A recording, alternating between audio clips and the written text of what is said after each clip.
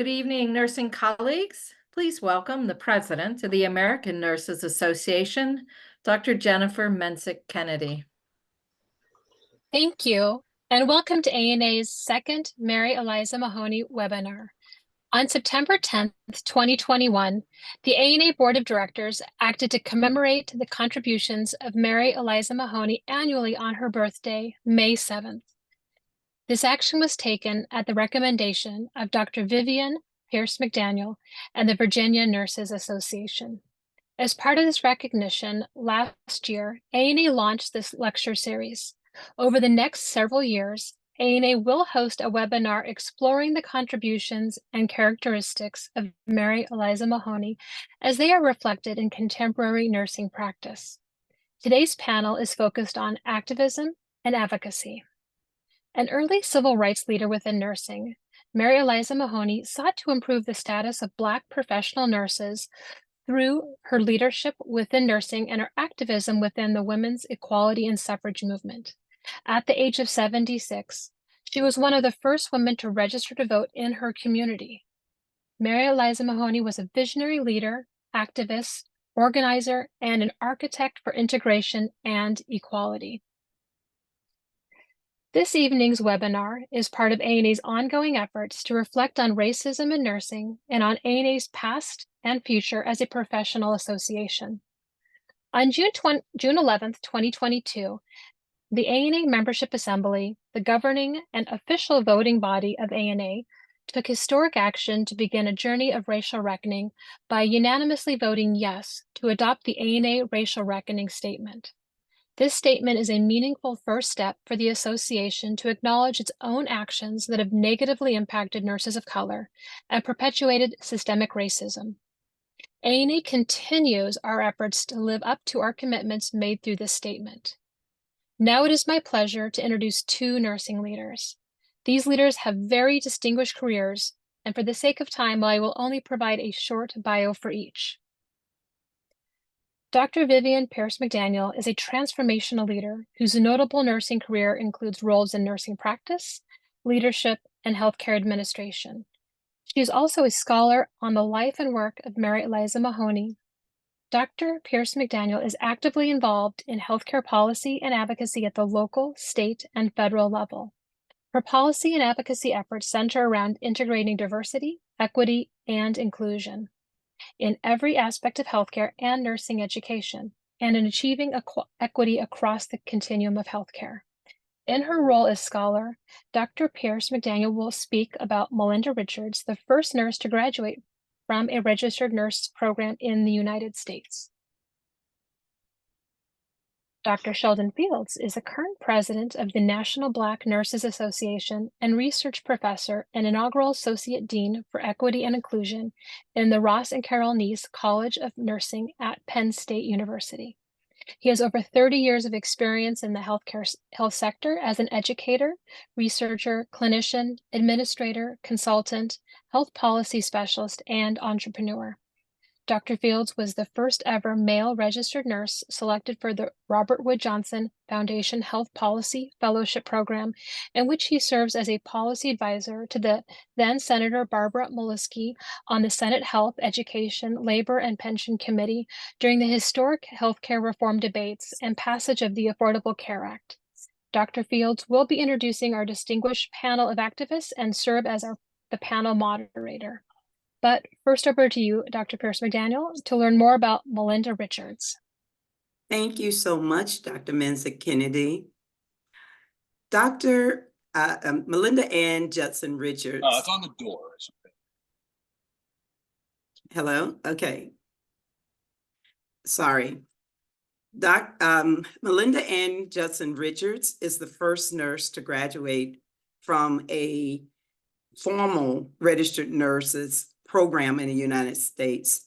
She was born July 27th, 1841, near Potsdam, New York. As a young teen, she was the caregiver for both of her parents who died from tuberculosis. After caring for her fiance, who was injured during the war, she knew that nursing was her calling. So in 1872, she entered the New England Hospital for Women and Children nursing program and graduated September 1973.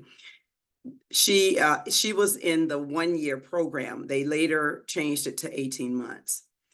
She moved to New York City. She was hired as a night supervisor at Bellevue Hospital Center. And the most known thing about her is that she is the person who created medical records as we see them, well, not as we see them today, but she did create medical records, and they were used widely across the US and also adopted in the UK. She didn't feel that she received enough training when she was trained in Boston, so she decided that she would go back to school and learn more. And then she was asked to go to Japan and open nursing schools there. And she returned to Boston in 1874, and then there she was named the superintendent of Boston Training School, which is now Massachusetts General Hospital School of Nursing.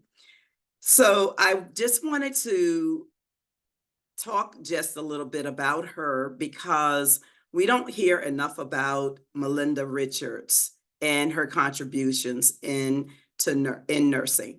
So I'm going to turn this over to Dr. Fields. He's going to be our moderator tonight. And thank you so much for allowing me to talk about Melinda Richards. Dr. Fields. Thank you, Dr. Pierce McDaniel. Good evening, everyone. Good evening, colleagues. And happy Nurses Week. I am absolutely honored to be here to serve as your moderator for this incredible panel. We have 4 nurse colleague activists, and I'm going to start by providing a brief little bio on each of them. Then we'll dive in and maximize our time to hear directly from them and about their activism and advocacy. So Adrian Espinosa, the proud son of Mexican immigrants, completed a BA in biology and subsequently a master in public health before returning to nursing school at the University of California, San Francisco, and completing his studies to become an advanced practice nurse. Adrian is president of the Supernova Foundation, a nonprofit that he founded 16 years ago, which focuses on survivors of domestic violence and awards scholarships to students. Aaron King started his career as an associate's prepared nurse and has received his Bachelor's of Science in Nursing from the University of Texas, Arlington, and a Master of Science from the University of California, Davis. As a nurse leader and advocate for healthcare diversity, Mr. King has established annual programs such as the Barbershop Health Talks and the Breaking Down Barriers to Nursing Conference. His goal is to increase diversity in the nursing workforce through outreach, particularly in communities of color. Matilda, better known as Maddie Upano, left the Philippines at the age of 24 to practice nursing here in the United States. And she continues to be a leading advocate for others to do the same. She obtained a graduate degree in nursing diploma from St. Paul School of Nursing in the Philippines, and an RN to BSN progression and a Master of Science in Nursing degree from Indiana University in Indianapolis, Indiana. Her dedication to lifelong learning empowered her to gain and utilize her knowledge, experience, and skills as a health policy leader.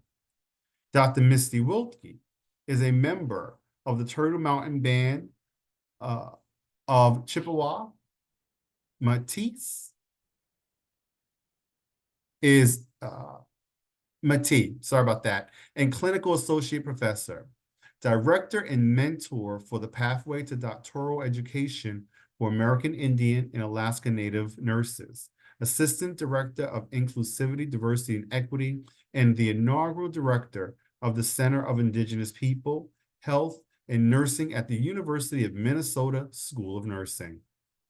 In collaboration with Shadow Health Elsevier Incorporated, She helped develop the first American Indian simulation for a digital clinical experience to provide nursing students across this country with an opportunity to provide culturally sensitive care to a unique Indigenous patient population.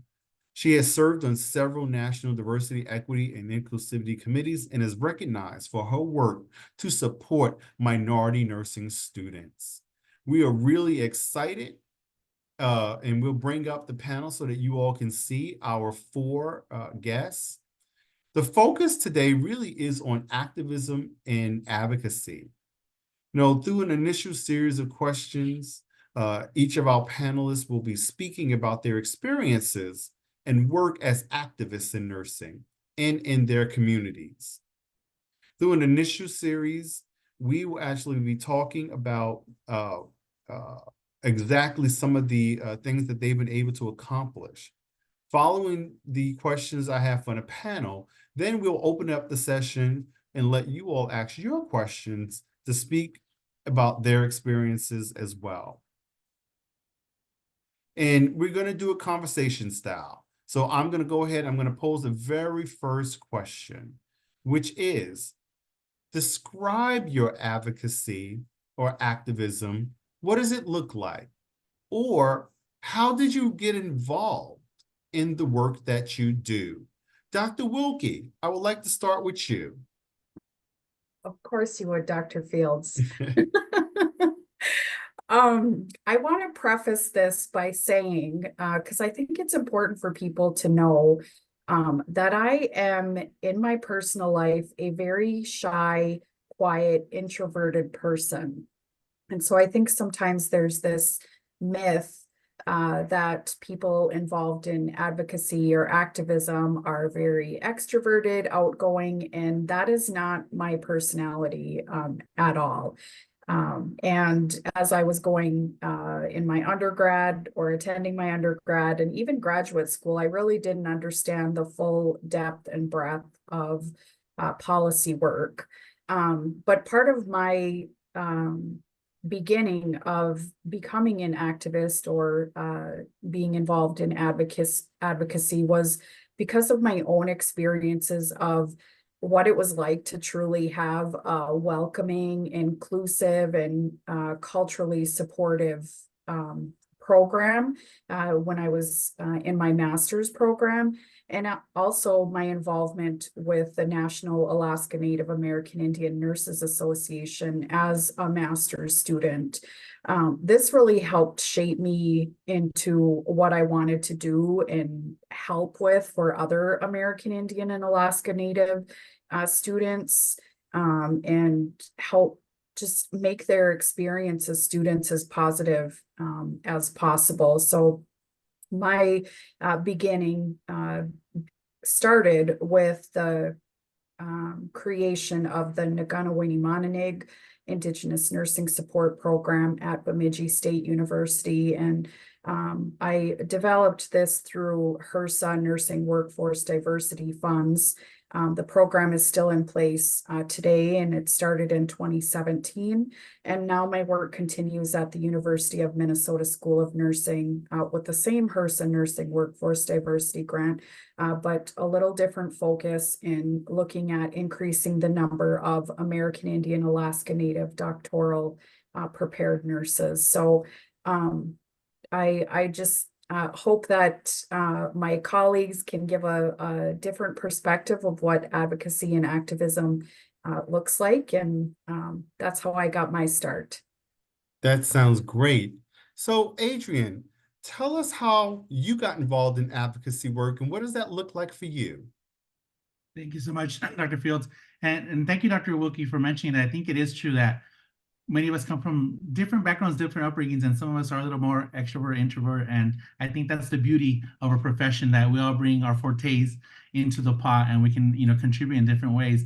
I am very thankful to my parents, having grown up from Mexican immigrants who worked in the fields of the farm working community, because they really instilled in me a strong work ethic and told me, mijo, if you really want to advance in life and your career, then you need to value education, and we're here to support you. So that's something that I carried with me. And with that also, I think things that I thought were a barrier or challenge at first for me, I learned to embrace. One being, like I mentioned, son of immigrant parents.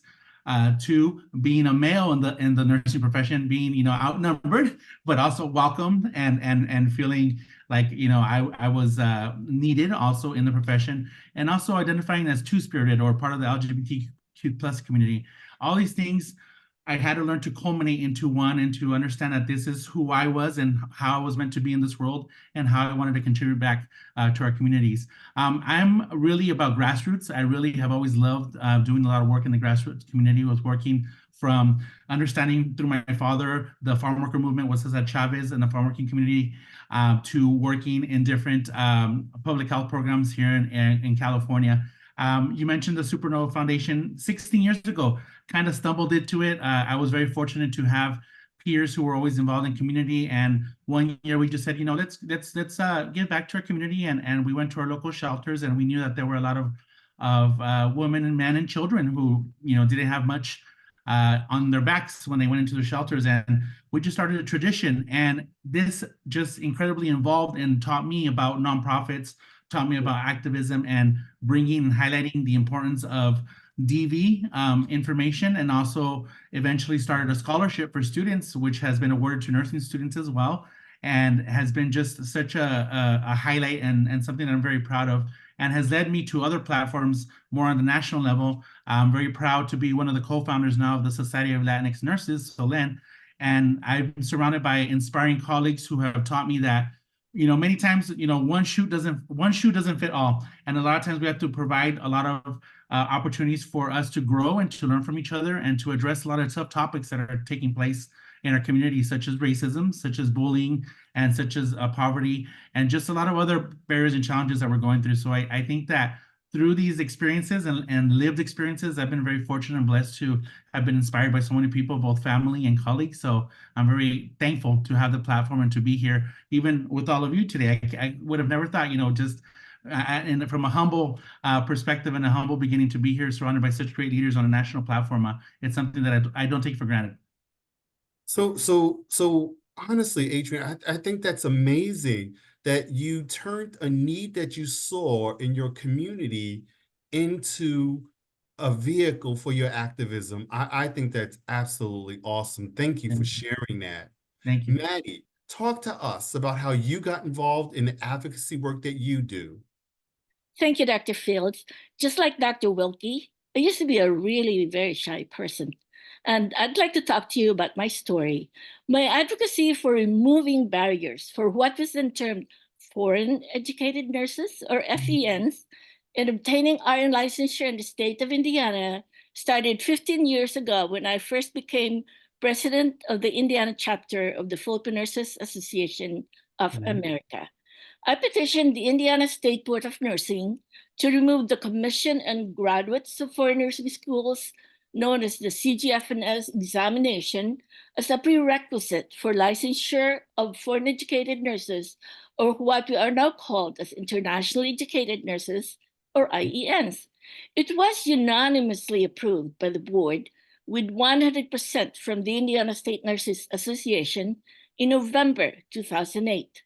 However, despite approval by the new board in 2010 and 2012, and until 2021, the rulemaking advocacy became stagnant. So in 2021, Indiana State Nurses Association and I deemed it imperative to switch to the legislative process. At this time, it was very timely that I participated in an 8-month pilot study of Dr. Sharon Crowder's empowerment of Indiana's nurses of color for health policy leadership. Just like Dr. Fields, she was also a fellow at the Johnson Foundation, I think just a few years after you did. And so the knowledge, experience, and skills I gained from that study empowered me to more effectively engage in the legislative process. Thus, when 2022 House Bill 1003, now called Public Law 69, came about, it expanded the pathways for RN licensure of internationally educated nurses by endorsement. Prior to this bill, the only pathway was the CGFNS examination. And Indiana was one of the only 6 states left still requiring CGFNS exams. Building upon the 2022 nursing bill, another legislation was needed.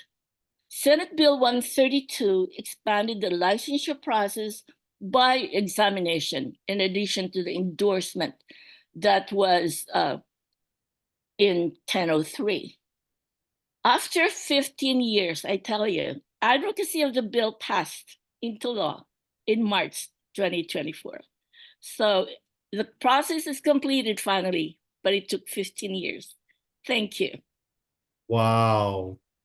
Persistence. I heard persistence. Good for you. Good for you. Mr. King, talk to us about what you've been doing with your advocacy and how you came about it. Thank you, Dr. Fields. So my advocacy, like many others, started at the bedside, right? As a nurse on the floor, as a nurse in the unit. But we look at, how many people can we really influence? Well, if you live in California, that's only 1 to 5 people. Shout out to our nurses ratios. Hashtag sorry, not sorry. But I think it really started to spin off when I joined a professional organization. So I joined Capital City Black Nurses Association here in Sacramento, California, which is our local representation of the National Black Nurses Association. And so my advocacy work really shines in 3 different areas, in which I call like the pillars of what our organization is about. So community outreach, community education. An example here in Sacramento is our Cut to the Chase program, which we've done in collaboration and partnership with the Greater Sacramento Urban League, also a national organization older than MBNA. And so we really focus those programs on our Black men and women in the community and creating a space for mental health and focus on mental wellness. And so those programs occur in barbershops and salons in Sacramento. And then really looking at supporting our current workforce. And so what does that mean? So giving these opportunities to lead programs. So when I came in, I was a bedside nurse, right? And I've never had any experience in leading anything. And so being able to serve on our local board really gave me that first taste of leadership and has helped me promote within my organization. And we know that a lot of these institutions, you're not actively given those opportunities, right? And so that's why we don't see as many of us represented, people of color in leadership, in management, executive level, right? And I continue to strive to grow in that area. And so Capital City Black Nurses Association and overall larger picture MBNA has given me that opportunity. And then lastly, we look at like shaping the future of nursing. So what does that look like? So the future of nursing, we look at, I don't know what that is, but the future of nursing, we really look at how do we increase the representation at the bedside? How do we increase the representation in leadership? How do we increase just nurses in general? And so we have a program that was mentioned in my introduction, the Breaking Down Barriers program. It's actually a conference, and it's done in collaboration with our nurses, our local nursing organizations, our affinity groups here in Sacramento. So the Hmong Nurses Association, the Filipino Nurses Association, and the Hispanic Nurses Association, all which have the representation in Sacramento. And we really target our pre-nursing population. So those that are working on prereqs. And we have an area, a program, we come to a school, we gather up all the local nursing programs and host an event that really not only serves to inspire those that are in school, but also provide resources so they're able to connect to these nursing schools. So advocacy, I mean, we talk about lifting as we climb, right? Lifting as we climb. But the advocacy part also talks about going back down that ladder and fixing the areas, those steps on the ladder that were barriers for us. And so they will not be barriers for other people. So that's where my advocacy is. Thank you. That is really great. And I remember when you started to come around, you caught the bug, Aaron. And what you guys have been doing with that program has just been absolutely amazing. So I'm going to ask what might be or sound like a very simple question, but I think it's really important that you share with everyone here this evening. Why do you feel it is so important for you to be an advocate? And I'm going to start with Adrian. Thank you, Dr. Fields. Erin, as you finished and concluded, you mentioned barriers.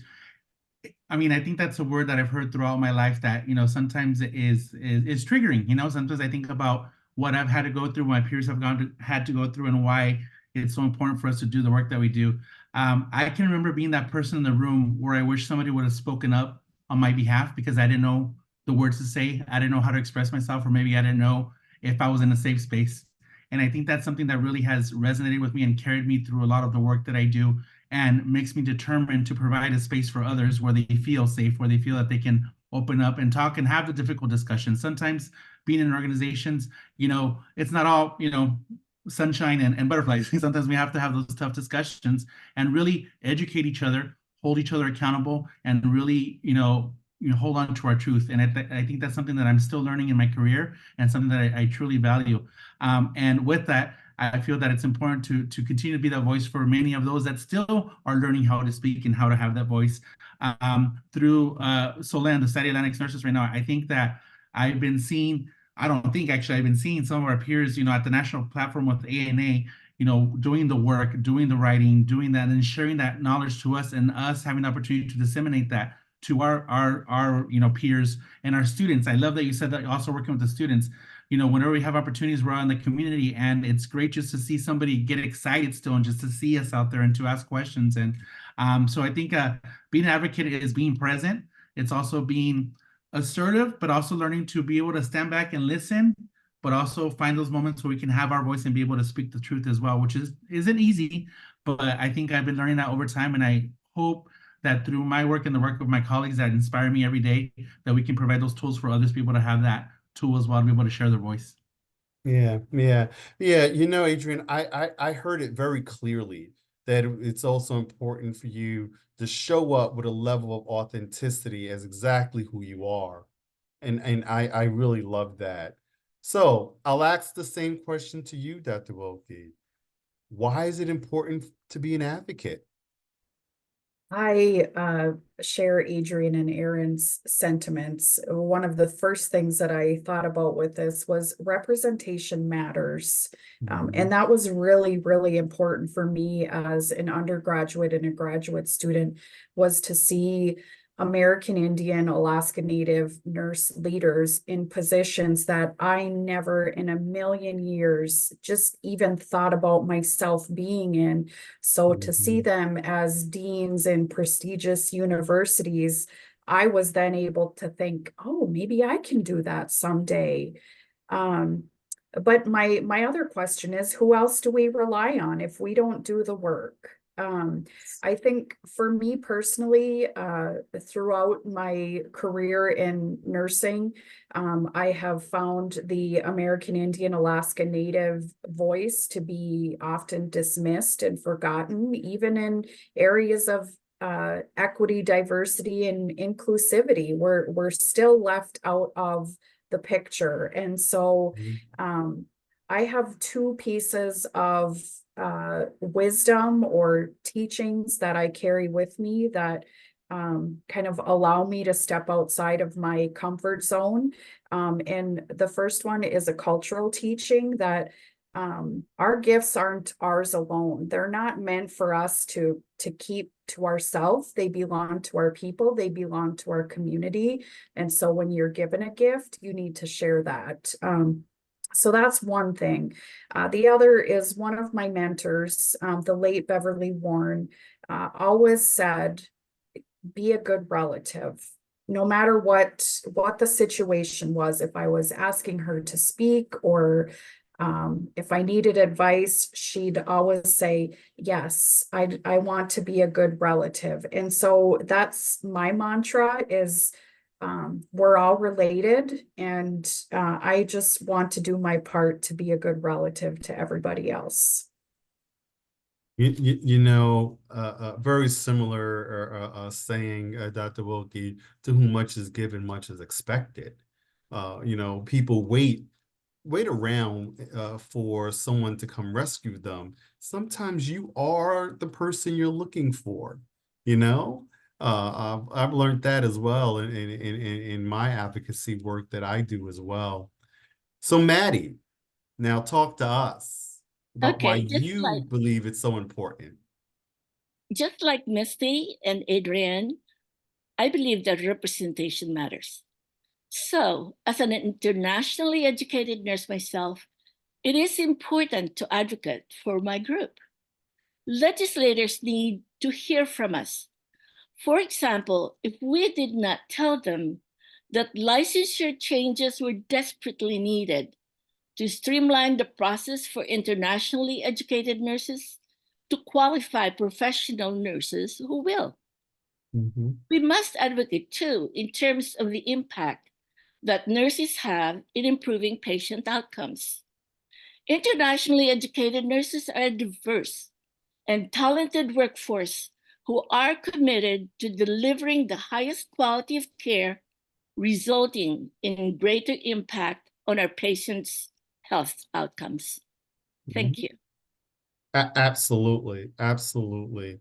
You know, I think people assume that certain groups, like those nurses who come from the Philippines, had a much easier route to licensure here. And it's just an incomplete, wrong assumption. So thank you for sharing that. All right, Mr. King, why is it important to be an advocate? I think, I mean, I really, it resonated when we talked about, you know, be a good relative, right? And I just recalled like a social media post is said, what kind of ancestor are you, right? And so are we going to be a witness, or are we going to be the activist, right? And I think that looking at our role as nurses, I don't see this as just a job. I show up as a nurse everywhere I go. And so we understand that healthcare also doesn't just occur in our institutions, right? In our clinics and our hospitals, it occurs everywhere. And so our role, just as it is at the bedside, is really to advocate. And so understanding that we don't need to just go into the hospital to get service. It could be anywhere. And so our duty should be out in the community. It should be out looking at policy and preventing people from coming into institutions and having to be hospitalized. Like the solution can't just be to build bigger hospitals, right? That can't be what we do. And so understanding that happens everywhere and really channeling our Miss Mahoney, right? And really getting out there with a duty to act. We can no longer just be a witness, right? If we're not a part of the solution, then we're really, really a part of the problem. And I think touching back a little bit to what the panelists said about being introvert, I'm not an introvert, I'm extrovert. So I actually have an extra duty, right? I can't just be the loudest voice in the unit. I can't be the loudest voice in my household, right? It's I need to be the loudest nerd, the loudest voice everywhere I go. And so that is why I really took on advocacy. You know, I feel like it's not really just this special area or you're deemed the advocate. I think that it's really just your duty. You're just doing what you're supposed to do. And we often say that in nursing, right? I'm just doing my job. So this is our job. Our job is to be advocates in every space. Our job is to show up as nurses everywhere. It's no longer just a position in which you're getting paid. It's your responsibility. So. Oh, I like the way you end that as a responsibility that you really do take on. Want to just remind people real quick, you know, while we're having a discussion, the chat function is dismantled, and you can't put your comments in the chat. We'll get to you, I promise.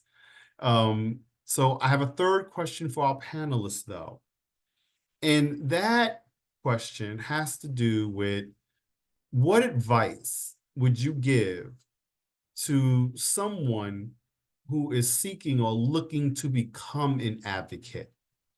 And we're going to do it in reverse order. So I'm actually going to come back to Mr. King. That's funny. So, I mean, just a reminder that advocacy looks different. I think that oftentimes we think about upstream interventions. We always talk about, you know, how, you know, we're pulling people. I think there's an analogy that all these people are in the river and we're pulling people out, and, you know, people need to ask, why are the people in the river?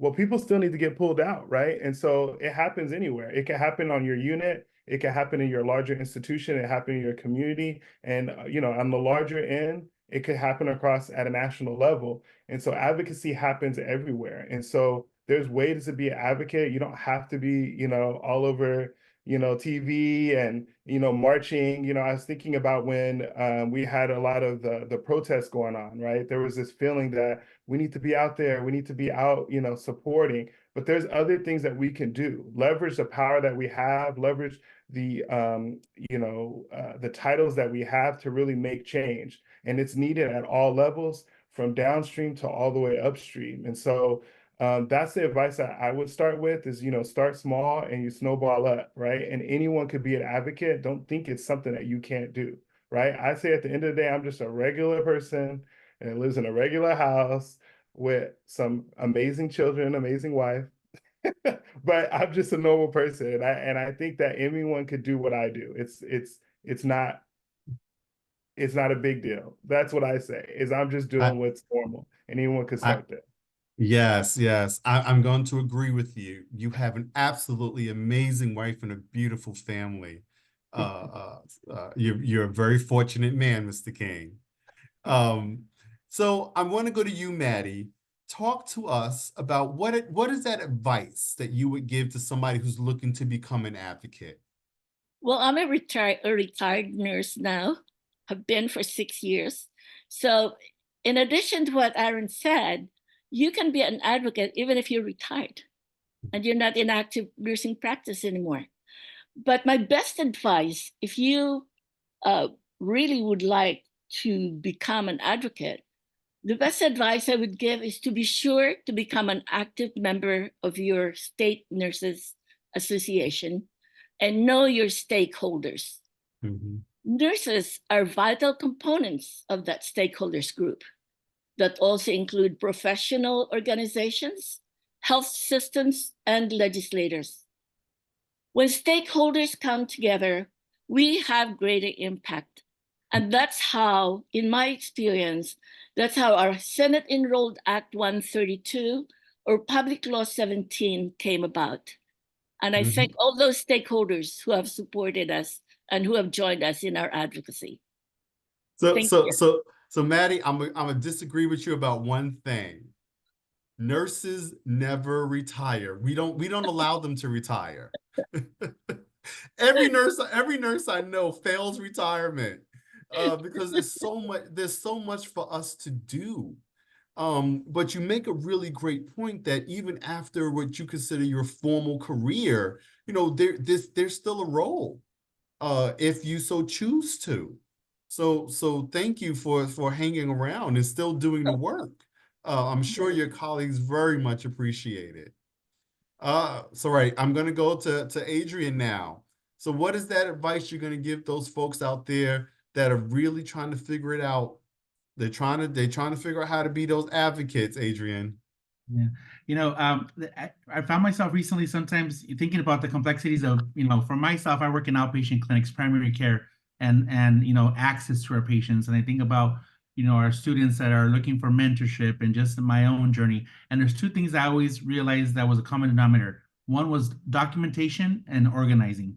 I think sharing your story, documenting it, whether it be your own journal, whether it be you post a blog, whether it be you share it during a meeting, documentation is really important because it shares your experiences. And I can't tell you how many times it still feels amazing to hear somebody say, I thought I was the only one, or I went through the same thing. And that's very powerful. And once you get those stories together and you get people to understand each other and to go through those similar experiences is when the organization part comes in, whether it be formally within the clinic entity, whether it be through an organization, et cetera. I think that there's a lot of beauty, growth, and richness in our stories and our experiences that we can combine together. And that's how we learn a lot of times our best practices. That's how we learn what's worked, what hasn't.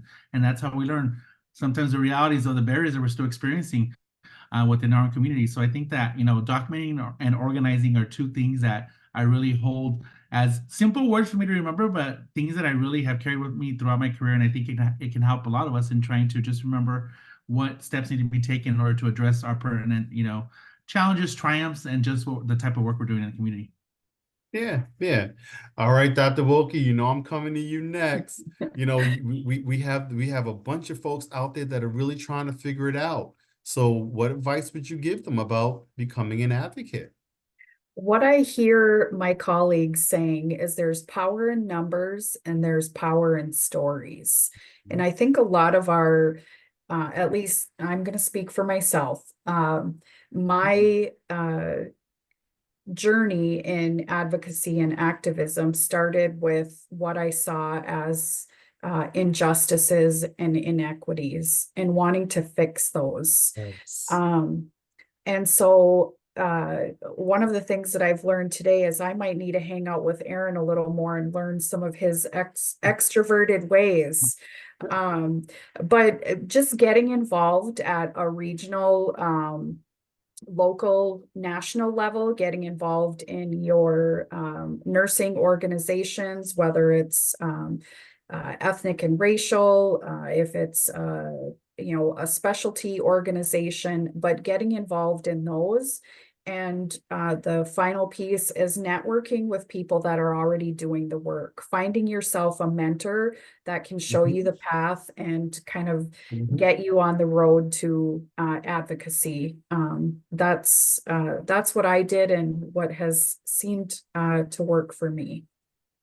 Well, Maddie mentioned my colleague, Dr. Sharon Croder, who also did the Robert Wood Johnson Health Policy Program like I did. And that was a very formal way of not only learning about health policy, but it really was a way to learn some skills in advocacy as well. So I took a more formal route. And there are some ways where you can learn some of those best practices and actually engage in the work. And that really worked for me. But at the end of the day, even what I heard you all share is there's not one way. And sometimes you come about the work because you see the need, and sometimes you're sort of pushed into it, whether you want to be overtly or you want to hang out in the background. And Dr. Wilkie, you don't got to hang out with Mr. King. I'm also a little bit of an extrovert. I don't know if you've noticed. For sure. And you can always come hang out with me, Dr. Wilkie. We'll be happy to do so. So, we've come to a really great time in our conversation where we're going to open it up, discussion to all of you. But first, Cheryl Peterson from the ANA is going to give some instructions for us about how we're going to do this. Cheryl? Great. Thank you, Dr. Fields. Appreciate all of your words of wisdom that were given from the panelists. So I'm looking forward now to hearing from our participants. So how does that happen? There are several ways for you to put your voice in the room. First, you can see a reaction button at the bottom of your screen. If you just hover over with your cursor at the bottom, you'll see a raise and lower your hand within the reaction part. Please click on, and when you are recognized by Dr. Fields, you can unmute yourself and ask your question or make your comment, because we'd like to hear about your journeys as well. There's also a Q&A feature at the bottom of your screen, and there you can just click on the Q&A and you can type your question and it will be read into the room. And finally, we're going to open up the chat feature so you can begin to just put comments and thoughts into the chat feature. But if you want to really put your voice in and ask a question, use either the raised hand or the Q&A feature to ask your questions. Thank you so much. We're looking forward to hearing from all of you. Back to you, Dr. Fields. Thank you, Cheryl. So there's a really great question from Summer Valenti Bedford out in Cherry Hill. Her question is, how can she, as someone who is a white director, advocate for her predominantly Black LPN and CNA coworkers? Anyone want to pose that question for Summer? So I'm not sure exactly what she means by advocate, but I think that oftentimes, and even in my experience as, you know, one of the few Black nurses on a unit in the past, is a lot of times the things that the problems that we have are opportunities. So we're not given the opportunities to be lead. We're not given the opportunities to expand our knowledge, you know, in the form of, you know, programs or anything that's offered within our institution, specialty training, leadership as far as like charge nurse, or interim positions. And so I think that in order to advocate for those, you should really think about what barriers are in place that is preventing this. So is there a way to look at how things can be equitable as far as opportunities for everyone?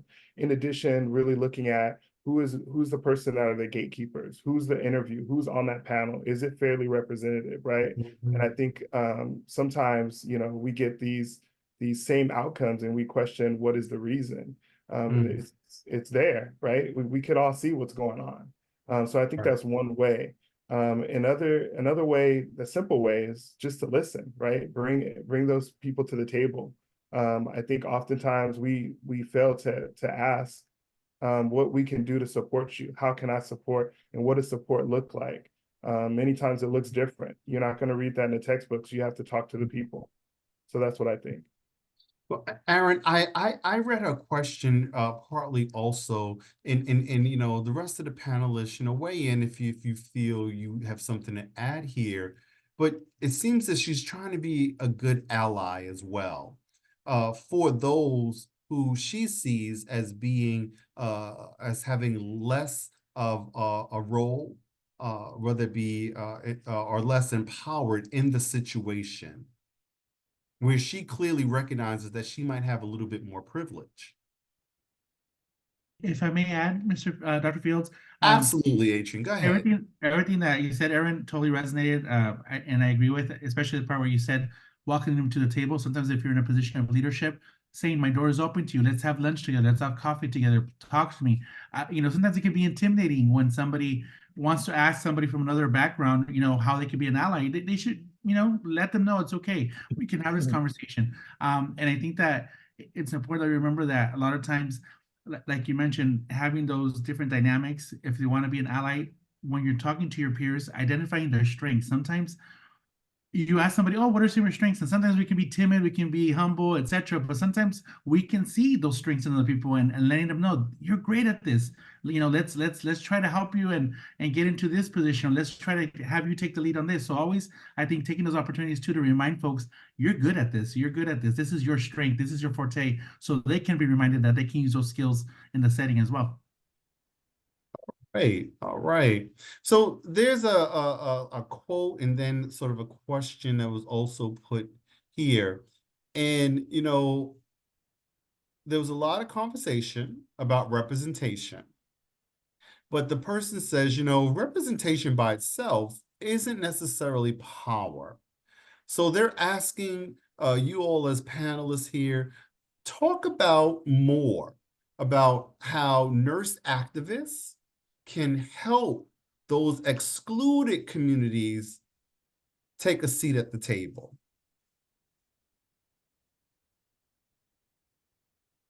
Anyone want to address that? I can start. So the way that I am working to address that is by creating more American Indian Alaska Native nurses. So there's more of us to be present at the table. There's more visible representation of us across all areas. And so starting out at the baccalaureate level and building from there, and recognizing the need for Indigenous nurses within leadership positions, whether it's in Indian Health Service, tribal health facilities, or within federal, state, and tribal government. So getting our diverse nurses in those positions that make decisions. I think that's where it really becomes more important. And Anyone else? How do you help pull up a seat for someone else? This is Maddie. I think that lifelong learning is very important. Okay. So we need to provide lifelong learning for these caregivers, whether it's their CNAs or nurses, so they will be better equipped to handle and to meet all the demands in healthcare. And not only that, I agree with Adrienne in recognizing them, and also not just recognizing their strengths, but also giving them awards of recognition for their accomplishment. And that will give them an incentive to really put in their 100% or more in what they're doing and be more actively involved and be more passionate of their work. That's great. All right, we got some hands up in the audience. I see you all. I'm coming right to you here. So go ahead, Jerry Milstead. Ask your question. Thank you. You asked, how can you become more of an advocate? How can you be more represented? I think right now, if we've ever had a time in our professional lives when we welcome and need the voices of those who've not been heard before, it's today. So I would encourage every single person on this wonderful Zoom to volunteer, to be on a committee. If you're a little hesitant, if you're a little backward, push yourself out there. You need to volunteer for boards and committees in meetings so that you can be heard. You have a voice. And sometimes we just have to go dust off our group skills. Nurses are pretty darn good at group communications. We know how to move a topic around a room. And we use those same skills in the boardroom. We use the same skills in a committee.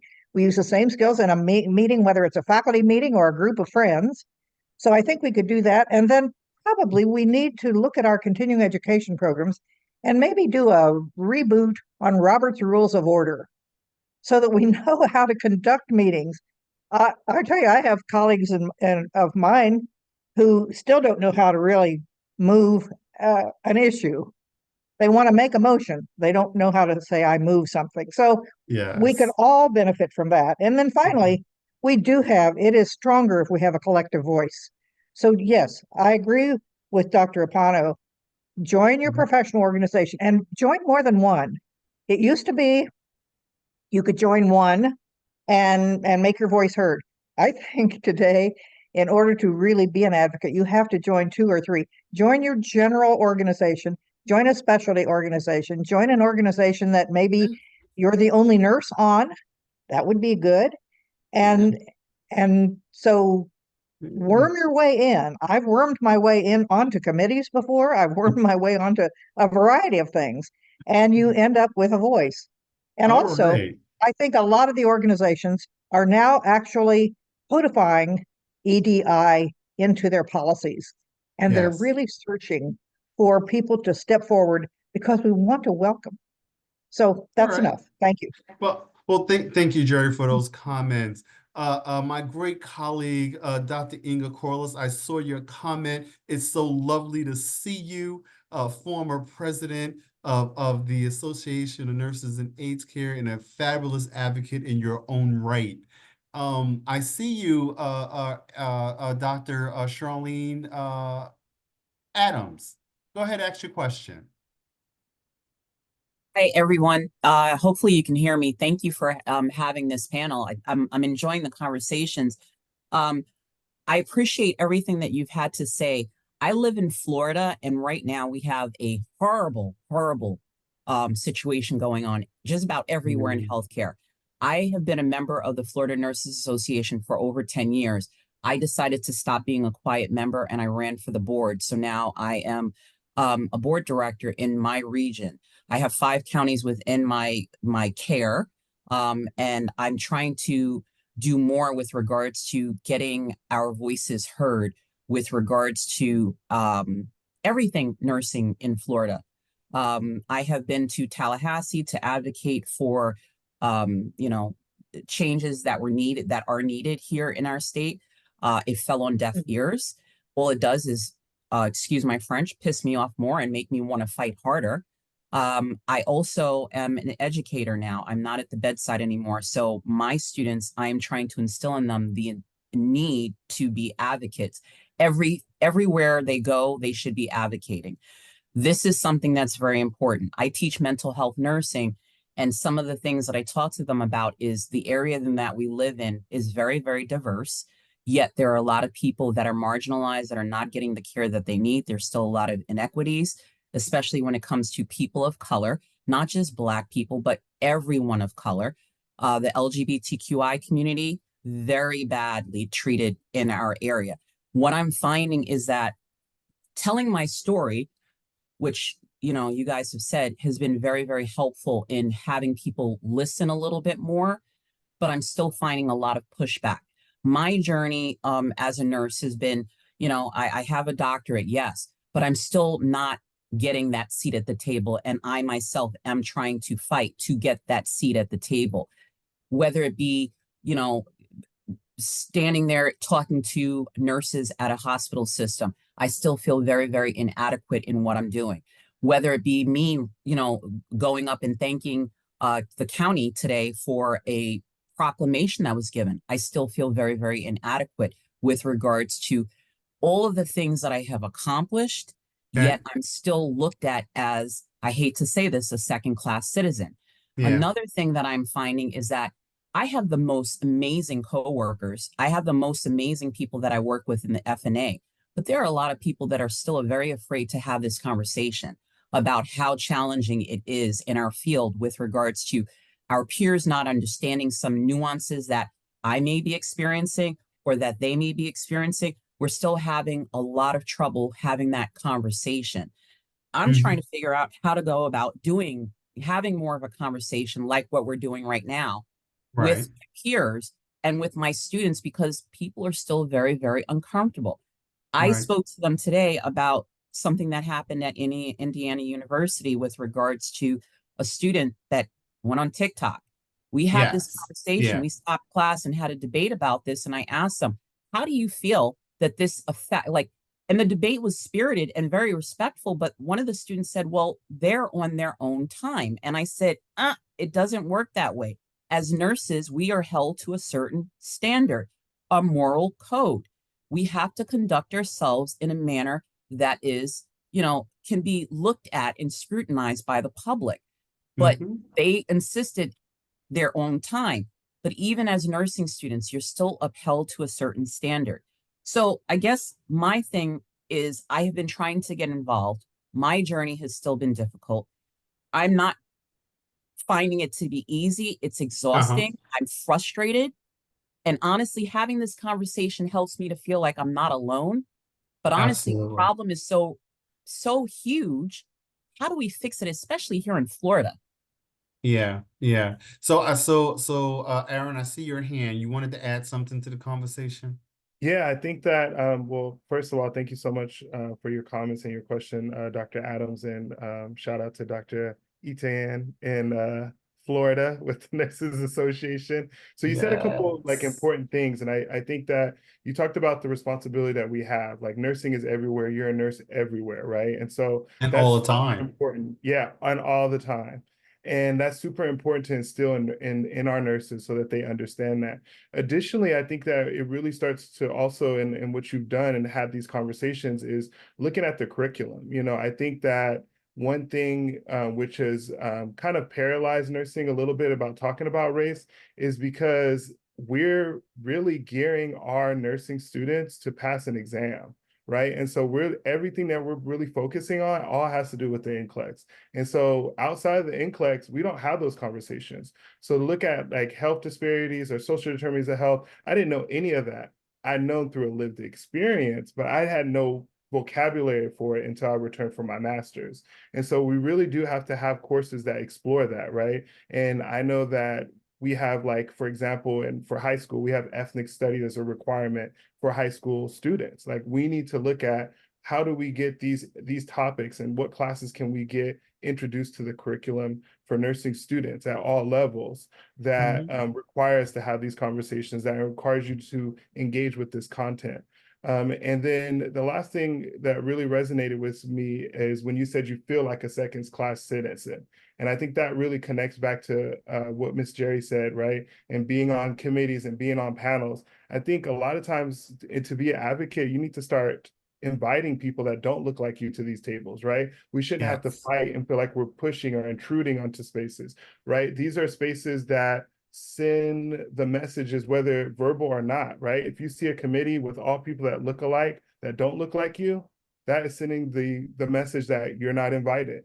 But if you ask people and you invite these voices to the table, then we feel included and we feel like we don't have to fight, that you want us here, that you value our opinions, you value what we have to say.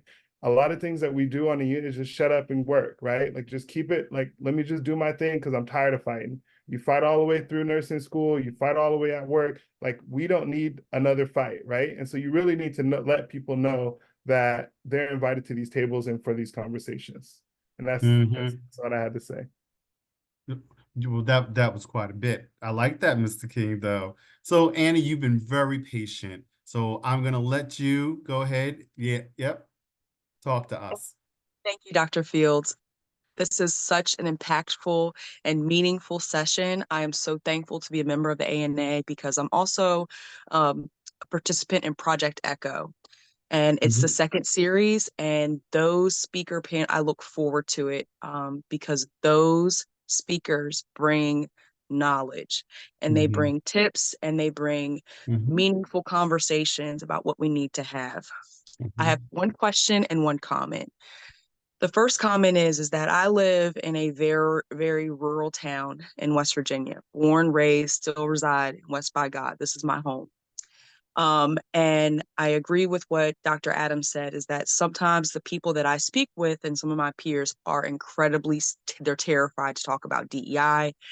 I get eye rolls, I get a lot of things. So not only have I brought my own chair, I've made my own table. So I went outside of West Virginia, and actually DC is about an hour and a half from me. I'm willing to take that drive. I go and I see my friends in an outside group, Black Nurse Collaborative, and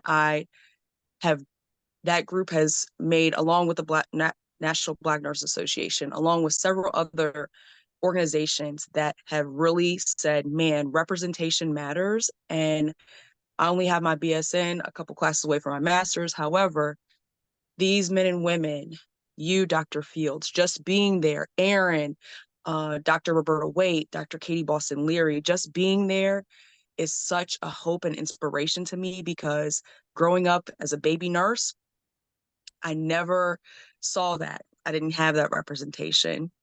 So that was my first comment. The second question would be for any of the panelists is, sometimes in nursing, we hear that term, we eat our young. I was at a conference this weekend, and one of the panelists said, we need to feed our young, not eat our young. And so looking at, if you are in a very non-diverse, just like me, I'm the only African-American nurse in the department I work at in nursing education. How do we bring about the conversation of, sometimes there's inner racism, right? So another person of color wants to be the only one, or there is and I believe that's brought up by the system, that systemic racism that causes that mentality. But how do we not eat our young and continue to support each other? Because just because, we're in this together as people of color, or not even just Black, white, but people of color, we have to have that conversation and support each other internally and externally as well. But how do we go about that conversation and not continue to tear each other down and have that crab in the barrel mentality? Thank you. All right. Who wants to answer our colleague?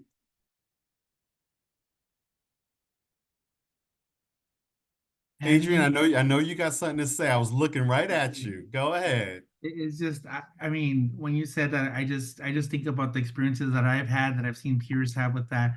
And it is such a complex and difficult answer, but at the same time, I think is one of those where we mentioned sometimes it's scary too, but we really need to bring this up and talk to sometimes our management, sometimes our peers, organizing ourselves, being able to actually talk about why this is not okay. Maybe indirectly, asking for, some sort of in-service where we can talk about dynamics of, within our own clinics or hospital systems, because I've definitely felt that dynamic before and it's been very uncomfortable. But before, when I was a little more timid and scared, I didn't know how to approach it. But now, like I mentioned earlier, just the documentation and sharing it, I've learned from other peers and other leaders and people in status of leadership that if we don't talk about it and they don't know about it, then they don't know how to address it. So, I mean, it sounds so simple to such a complicated question, but I think that we just need to keep having these conversations and not be afraid, and to mention it to the CEOs, mention it to the nurse educators, mention it to everybody, so that we're having those conversations and it's not a hush hush. Because for a lot of places, it's a little secret and people don't want to talk about it. And that's the hard part. But if we talk about it more and try to bring it out to the forefront more, then we're going to have those tough conversations, as hard as they are. But such a complicated, topic. But I think, it's a work in progress. We all have to really dedicate ourselves to. Always, always. So we got a few more questions. I'm loving the conversation. Joy, you got your hand up. Thank you so much. I appreciate the conversation, the dialogue, all that's been said. Ms. Jerry kind of lit my soul on fire with her comments. I really appreciate her. I think the thing that continues to resonate with me is we have to normalize Blackness. It's not an option. And so we continue to talk about Blackness, particularly in healthcare, and non-whiteness as if it is something that we need to approach gently to bring the rest of folks around us. It really is about normalizing diversity. And I cannot express that enough. We talk about it. We have DEI groups. We hire directors of diversity, equity, and inclusion. But when you peel back the onion, nobody still wants to have this conversation. But we've put this position in place so that we can say as an organization, we are a diverse culture. The reality is the Joint Commission has already established for us, and maybe this is the platform upon which we can stand. So it has created a pathway for organizations to be truly certified in diversity, equity, and inclusion. So if there are organizations that don't want to have this conversation, then we pull the Joint Commission card and say, well, we need to get this certification. And that could be a platform and a way to introduce this conversation in an environment where people don't want to have it. I'm in Southern California, Orange, California to be specific, Orange County to be even more specific, where we are 1% Black, 1%. I brought my chair, my table, and every Zoom meeting that I am on in healthcare, any Zoom meeting in this organization, if I see a Black or brown face, I am reaching out to them and saying, how are you? My name is Joy. I'd love to talk about your experience here at this organization. And most recently have just formed what we are calling the Black Leadership Collaborative here at my organization. And we're having roundtables and talking about what it means in this culture and how we normalize Black and brownness in a culture that's predominantly white. And so I love this conversation. I love the questions, Ms. Jerry. I mean, I could have bottled up her comment in a box, right? We got to do something. And I think Dr. Adams said, I got sick of it and I did something. And so I think that's where we are, is all right. It's got to do something. So I'll stop there. Otherwise, I can pass the offering plate and take a whole. No, I think we all could, and I'm gonna get to some of our colleagues first, but Maddie, go ahead and ask your question. Okay. I just want to make another comment about that the question that was posed earlier. And I just want to mention that we just concluded our conference for the North Central Region Philippine Nurses Association of America conference. And Dr. Gilbert was one of the speakers. He talked about an organizational manager who is the key agent of the organization, who is responsible for facilitating organizational outcomes through the work of other individuals. So this Mhm. manager works as the go-between between the management and the ones below her or underneath Mhm. her.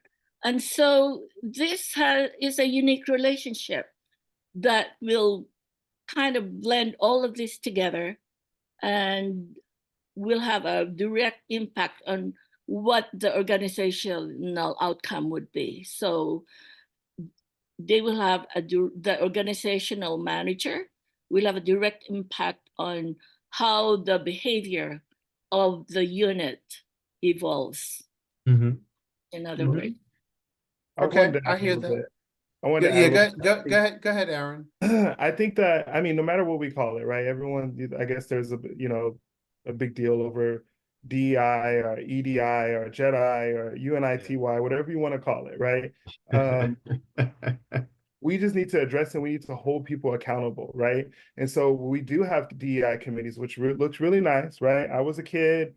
I had a bicycle. I put the little, the little card on the back. It sounded like a motorcycle. It didn't make it a motorcycle, right? And so just because we have DEI committees and all this in a hospital does not mean that these are places where we feel welcomed, right? And so you really do need to outline what is the outcome of our DEI? What is our goals? What are we going to accomplish? And we need to look at that and evaluate how are we meeting that. So just meeting, once a month or whatever you do with the DI committee, I don't know if they're playing cards or what they're doing, but that's not it. That, like, we can't just say that's it. We have a DI committee. Like, are they looking at policy? Are we looking at hiring practices? Do you have a budget, right? Do you have Right. staff? Like, are these achievable outcomes? Are they measurable outcomes? Like, what is it that we're doing here? Right. And I think that's what we really need to talk about. We need to have those conversations and we need to hold these organizations accountable. We can't just say they can put on their website that they have a DEI committee. That doesn't mean anything. Yes. You know what? I hear you, future Dr. King. I heard all of that. I heard all of that in that program. You better talk about measurable outcomes. I hear you. So Madeline Feliciano Weiser, go ahead. Thank you, Dr. Fields. This is gonna kind of like tail on what Joy and Aaron said. Joy, when you said, we have to take action now, the time to talk is done. I couldn't agree with you more. Talking is exhausting. And so everyone wants the accolades. Everyone, to Aaron's point, everybody wants the accolades to say, we are doing this. We have DEI, committees. We have Bergs, look at me, look at me, look at me. But yet there are no measurable outcomes. I live in central Pennsylvania. Adrian, when you said earlier about being the only, you spoke to me. I have been the only my whole entire life, not just, in nursing. And so when you are the only, and there are people that are afraid to be an ally, an accomplice, because they must sacrifice, their comfort. It goes back to what, Joy and Aaron were saying. If you are not willing to do the action items that are necessary to make progress, then you don't get to be on the bus. You don't get to be on the party bus. You don't get to be, on, Jayco's website. Magnet, oh my gosh, Magnet. Everybody wants to be 5, 6, 7 times, 100 times Magnet designated. If we were to attach true reform and measurable outcomes to Magnet, we would see change. And I don't think that until we are able to hold that over these organizations' heads, right, because it's something that they truly care about, bragging rights, if we do not say to them, you don't get a piece of the pie until you show us that you are doing this work, and not just in check boxes, not just on websites, not just in DEI committees or Bergs, but we want the numbers. We want the facts. Again, I'm the only. So, to say find allies and accomplices, it's hard when you're living in an organization. I think it was a lady spoke earlier, being the only, it's hard to be, so vocal when you don't have anyone who is even willing to speak your name in rooms that you are not in for fear of losing what they have worked hard for. I say, if you don't do the work, you don't get magnet. That's when we're going to see actionable items. All right. All right. All right. Well, Deborah, go ahead. Ask your question. Deborah, can you hear me? Well, Okay, yes, I can hear you, Dr. Fields. Thank you. I would like alrighty. to echo what everyone else is saying. I think that all DEI initiatives need to be very intentional, and our goals need to be intentional. But more importantly, I think that we as nurses need to lead the way. We are the largest healthcare component. We are it. We are number one. We have volume. And I think that nurses within healthcare organizations can really start and sit down and say, this is what intentional DEI looks like. Here are our measurable goals. And I think we need to be the one to lead the way, because as we look to try to see what is effective and what is not effective, there is not much literature saying what actually works. So I think we as nurses can pick up that mantle and move forward so that we can demonstrate what works, so that we will become the model. That's just my 2 cents. That's fine. Anna, I'm gonna let you ask your question as well. Hello, good afternoon. I am a teacher here in California. I've been doing this for about 2 years. And in the area that I work, I noticed for about 19 years, we have a heavily presence of Native Americans, yet I only had met one nurse. So that's one of the things that I teach community nursing, I teach mental health. My question is, how do I teach advocacy and resilience? Because in my program, we teach community nursing. We talk about social determinants of health. We take the students out there. People will say no. People, doors will close. So how do I teach my students not only advocacy, but resilience to make the changes that we need to have in the healthcare system? All right. Anybody want to address that for her? We got a couple of educators. 'Cause I definitely think you gotta do them both. Yeah, I think that I just took a participatory action research class that focused on a lot of in community engagement, how to engage community as partners in research, and we brought a lot of researchers in as guest speakers. So if you don't really know how to, or if you're not an active advocate, or I mean, we're all advocates, obviously, but if you're not able to really add the words to it, invite others into the circle, like really leverage social media to bring those people in to kind of share the work. I'm sure they would love to engage with your students.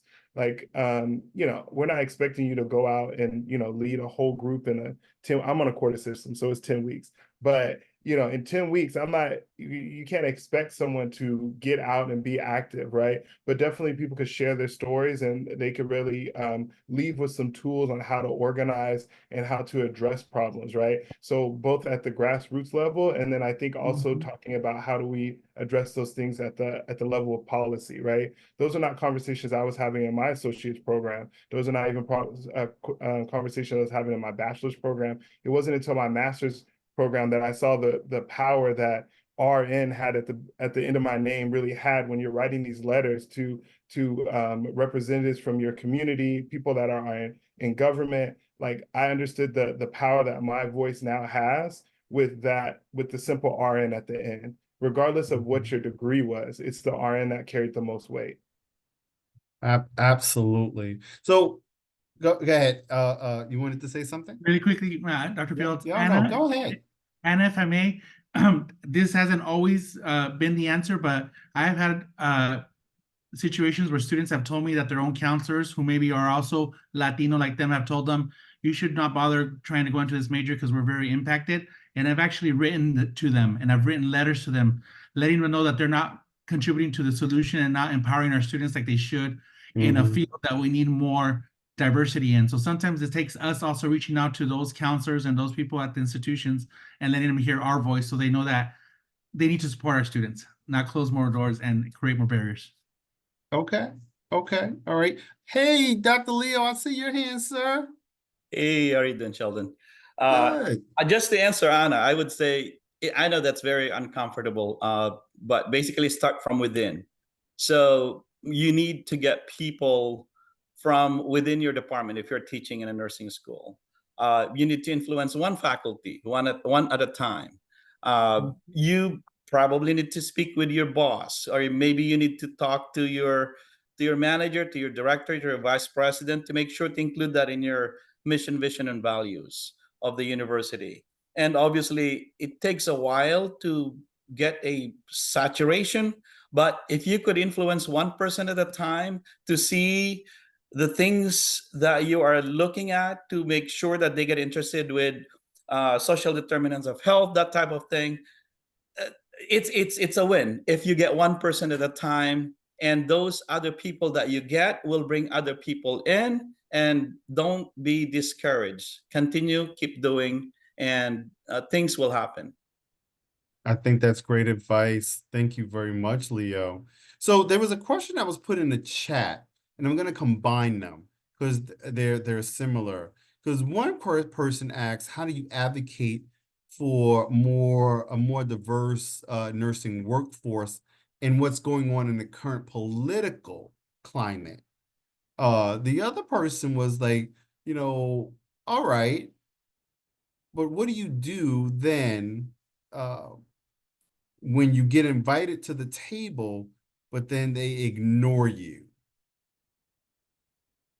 So one, diversity in nursing in the current climate, and getting invited to the table and then ignored. Can I say something, Dr. Fields? Oh, absolutely, Maddie. Go ahead. Okay. When I was working at Indiana University Health, I was invited to a committee, a statewide committee for IU Health Partners. And I learned that when you belong to a committee, you need to come to the committee prepared. You have to look at the agenda, study what the agenda is going to talk about, and really learn and be prepared to ask your question, to speak your mind, and to give your input. And I think that's one way to be heard, and people will start listening to you if you have something that is of substance to talk about. Thank you. Oh, no, thank you. I think that was an amazing answer. So, I'm looking at our time. Sure, we're going to 7:30. I want to I add had one to more. get myself unmuted. We were actually supposed to finish at 7:15. That's what I However, thought. there was such good conversation that we kind of let it ride. So why don't, if there's anybody else who wants to respond to this question, that's fine. And then we can turn it over to Dr. Mensah Kennedy. Absolutely. Absolutely. Can I add something? May I add to something? this? Okay. Oh, Okay. Go ahead. sorry. I don't know who's talking. So the majority of my work has been with recruiting, retaining, and graduating American Indian Alaska Native nurses. And I have seen too many universities working on heavy recruitment of diverse students and not having systems in place to support those students. They get them there, take their money, and they flunk out. They never succeed. And so when I hear recruitment of diverse faculty or staff or students, I want to see those systems in place that are going to help those students or new people survive in that environment, because they're not going to be successful on their own. There has to be something already established to help them get through and be successful. Cheryl? I think what I'm hearing a lot of is just the importance of, oh, go ahead. No, I was going to ask, do we have time for Ina to say what she was about to say, please? Yeah, I just saw Dr. Williams. Oh, I'm about to Dr. Williams. Go for it. Go for it. You're too kind. I'm sorry, I joined a little bit late. I got delayed unexpectedly, but just a couple of things. None of it is easy. I'll start off by doing that. So a couple of ideas. we've done a couple of things as a nurse leader. I recognize that part of my responsibility is to lean in where I can. And so I asked to be part of a university, one of our very prominent universities here in the Northeast, to sit on their advisory committee.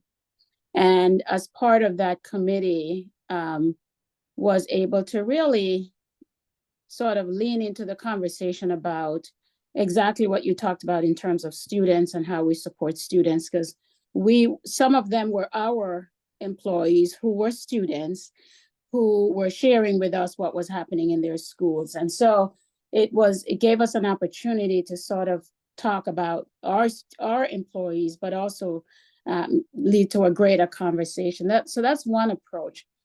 The second approach was two other opportunities to sort of partner with two of our schools. Again, sometimes I think somebody said earlier, starting with your own. So we have a couple of schools where we have a large number of minority employees that go to this particular school. And so we noticed that they were struggling in terms of pass rates and so on. So I asked to be on the board of the school. And then we were able to put together a mentorship program that I was able to fund some of that with our own students. So sometimes you got to start wherever you see the opening and wherever you see that opportunity. And then the third approach was partnering with another school to really begin to look at sort of a pipeline program for high school students. So again, trying to look at it from all those other angles. I think that was the first part of the question. And I think, Maddie, you said it well. If you're invited to the table, study, read the tea leaves, understand what's happening in the room, understand where the organization is going, and do your homework and, bring your voice into the room. But what I would say is don't stop talking. Absolutely. Thank you so much, Dr. Williams. Absolutely. All righty. I know we are now officially over time, and we can keep going. But I really want, before we turn it over to President Mesnick Kennedy, I really want our phenomenal four guests. One, y'all should be having some claps in the chat because they were absolutely amazing. Any one last pearl that you want to leave us with this evening? Maddie or Aaron? Oh, we talked a lot about representation in different areas, diversity, equity, inclusion. I think that some of the important work that needs to be done, and I mentioned in the chat, is around pathway programs and how we are going to prepare these people. So I think oftentimes we think of pathway programs as like lifting these high school students and getting them into a specific field, but pathway happens along the way, right? There needs to be pathway programs that can support a lot of our nurses that want to go back and be researchers, that want to go back and be leaders, that want to go back and be educators. We can't just simply put these people in spaces for them to fail. We need to support them along the way. So in addition to that, there's just so much power in not only mentorship, but also sponsorship. And so if you're looking like on the way to how can you be an ally, it happens through mentorship and also happens through sponsorship. Who are you putting and giving these opportunities to? Yeah, and being very intentional about it, Aaron. I'm very intentional when I go out there and I mentor people. One, I'm not going to let you waste my time. Two, there's some folks out there they need a little bit of direction. So I hear you. Maddie, any last pearls that you want to leave? Yes, one word: persistence. All right. You really have to be, if you are passionate about your advocacy, be persistent and persistent and persistent, and get whoever you can network with or your stakeholders to join you. And those stakeholders will really make it happen for you. All right, Maddie gonna wear him down. All right, Adrian. Just don't ever forget that your voice matters in this field, in this profession, in our communities. So I was inspired by so many of you that shared your own challenges and struggles and triumphs. So thank you so much for sharing. All right. Dr. Wilkie, bring us home. Go ahead. My pearl of wisdom is to be a good relative. I think that's the best advice. If you're being a good relative, you're doing good for everybody. I like that. Thank you so much. And thank you all. Cheryl, I'm gonna turn it back over to you so you can arrange for President Mesnick Kennedy to do her closing. Thank you all for this amazing conversation. Yeah, thank you. Thank you to the panel. Dr. Mesnick Kennedy and Sarah, if you want to bring up the final slide. Thank you. So please join me in thanking Vivian Pierce McDaniel, Sheldon Fields, Adrian Espinoza, Aaron King, Maddie Upano, and Misty Wilkie. This was a fabulous conversation today with all of the attendees. We appreciate your sharing your wisdom, activism, and experiences with us this evening. And I would also like to thank all of you for joining this evening to learn more about the legacy and impact of Mary Eliza Mahoney. Mark your calendars for next year's webinar on May 7th, 2025. Thank you again, and all have a great rest of the day and happy Nurses Week.